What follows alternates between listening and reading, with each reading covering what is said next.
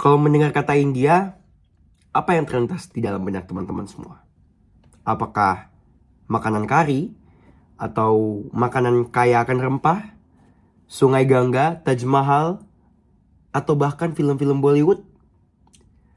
Tentu kita semua sudah tahu bahwa negara India ini memiliki kekayaan budaya yang begitu besar.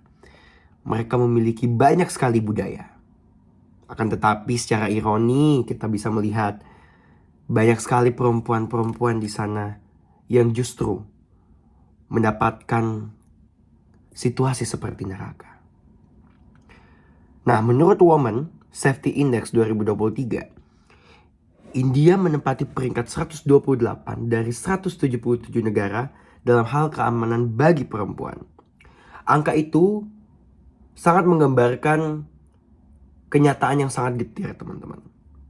Dari pelecehan yang ada di ruang publik, pernikahan dini atau pernikahan anak, hingga kekerasan seksual yang kerap tak mendapatkan keadilan.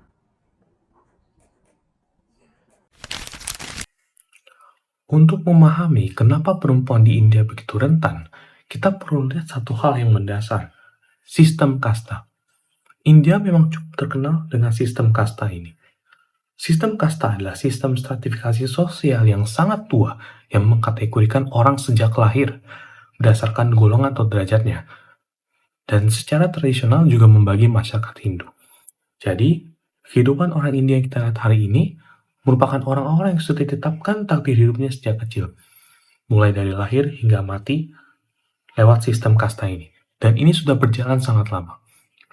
Dengan kata lain, kasta ini bersifat turun-temurun dan diwariskan secara turun-temurun, seringkali menjadi karakteristik bawaan. Setiap mereka yang lahir di India tidak hanya ditakdirkan lahir saja, tetapi juga ditakdirkan bagaimana kehidupannya hingga mati sesuai dengan kasta di mana ia dilahirkan. Sistem kasta ini membagi masyarakat India ke dalam 4 kasta utama, yaitu Brahmana, Ksatria, Waisya, dan Sudra. Dan ada satu kelompok lagi di luar ketiga ini, yaitu Dalit, atau yang dulu disebut sebagai untouchables, karena tidak dianggap. Kasta bukan cuma soal pekerjaan atau agama, tapi menembus sampai tubuh dan ruang. Dalam kajian Doran dan Raja tahun 2015, tubuh Dalit dianggap tidak suci. Akibatnya, pekerjaan paling kotor, seperti membersihkan kotoran manusia, dilekatkan pada mereka. Jadi, kita bisa mengibaratkan Dalit sebagai mereka yang nggak terjamah atau menjadi kelas yang diabaikan, bukan lagi kelas rendah. Hal ini tidak hanya dalam ekonomi atau nasib saja, tetapi di semua bidang bisa dibilang mereka dikastakan oleh nasib. Bayangkan, bahkan praktik buang air besar di ruang terbuka yang disebut open defecation bukan cuma isu kesehatan, tapi simbol bahwa tubuh tertentu dianggap pantas hidup di ruang kotor. Sementara kasta atas menjaga jarak dari ketidaksucian itu. Mereka yang berada di kelas atas akan merasa terhina bila mereka mendengar dan bahkan bersentuhan dengan kelas itu. Nah, dalam struktur seperti itu, posisi perempuan di India ini tentunya makin terhimpit.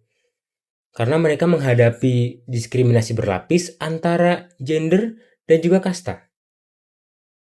Masalahnya, sistem kasta ini terbukti sangat awet. Bahkan basis ritualnya sudah coba untuk dihilangkan, tetapi kembali muncul bahkan dalam segi politik. Inilah yang membuat jaminan kesetaraan bagi perempuan di konstitusi, seperti pada pasal 14 sampai 16, yang menjamin hak yang sama bagi perempuan seringkali tidak berdaya di hadapan konstitusi. Pada kenyataannya, hanya 10% perempuan di India yang duduk di parlemen. Lebih parahnya lagi, kasta dan kelas ekonomi seringkali menyatu. Di banyak wilayah, kasta atas tidak hanya mengeksploitasi kasta rendah secara ekonomi, tapi juga mengeksploitasi secara historis. Mereka memperlakukan perempuan kasta rendah sebagai properti mereka dan mengeksploitasi mereka secara seksual. Struktur kuasa berlapis gender, kasta, Dan kultur ini terlihat jelas bahkan di ruang paling privat sekalipun. Dalam sebuah penelitian di Odisha, ditemukan bahwa 80% keputusan untuk membangun toilet diambil oleh laki-laki dan hanya 9% oleh perempuan. Padahal, perempuanlah juga yang paling terdampak ketika sanitasi itu buruk. Mereka harus menunggu malam untuk buang air, mereka harus menghadapi risiko-risiko pelecehan, dan juga penyakit-penyakit yang berbahaya. Jadi, akses terhadap toilet pun ternyata bukan cuma soal fasilitas, tapi soal kuasa atas tubuh perempuan, dan dalam hierarki ini, tubuh perempuan dari kasta terendah berada di posisi paling rentan. Selanjutnya adalah kasus perempuan Dalit. Di sini, kondisi itu paling parah dialami oleh perempuan dari komunitas Dalit. Mengapa? Dalam video yang kami bahas, seorang gadis Dalit berusia 10 tahun diperkosa oleh pria kasta atas. Kasus seperti ini bukan pengecualian. Menurut data National Crime Records Bureau India pada tahun 2022,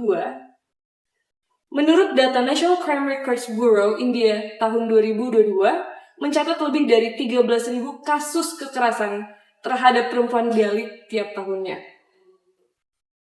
Permasalahan ini adalah hal yang sangat berbahaya. Karena ditambah lagi, 25% yang dilaporkan angka tersebut juga merupakan masuk dalam laporan aktivis dan penelitian lapangan.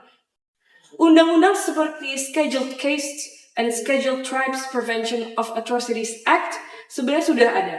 Namun, menurut Doron dan Raja pada tahun 2015, bias kastanis dan patriarki sudah meresap ke institusi, polisi, dan juga pengadilan. Aktivis perempuan Dalit seperti Mula dan Sano berjuang mendampingi korban, memberi bantuan hukum, bahkan melawan intimidasi dari pelaku kasta atas. Maka menunjukkan bahwa perlawanan tak melulu datang dari luar, namun juga datang dari dalam. Jadi, kalau tadi kita mulai dari pertanyaan India itu surga budaya atau neraka bagi perempuan, mungkin jawabannya dua-duanya. India menyimpan kemegahan sejarah, tapi juga cermin tentang bagaimana peradaban bisa melahirkan ketimpangan.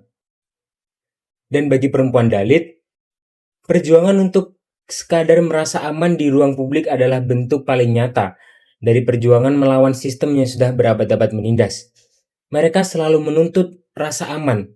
Mereka tidak menuntut rasa nyaman bahkan. Mereka hanya ingin rasa aman dan tidak terdiskriminasi oleh kalangan-kalangan atas.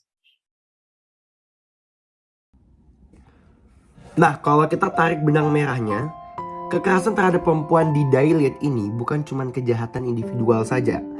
Ini merupakan hasil dari persilangan antar sistem kasta, patriarki, dan juga kemiskinan struktural yang terjadi di dalam negara India itu sendiri. Nah, persis seperti apa yang dibilang oleh Raudre ya. Raudre dalam bukunya di tahun 2017 mengatakan bahwa perubahan nyata butuh lebih dari sekedar kampanye Clean India. Perlu evaluasi, pelatihan aparat, dan pengakuan atas bias yang mampu menutupi akses keadilan.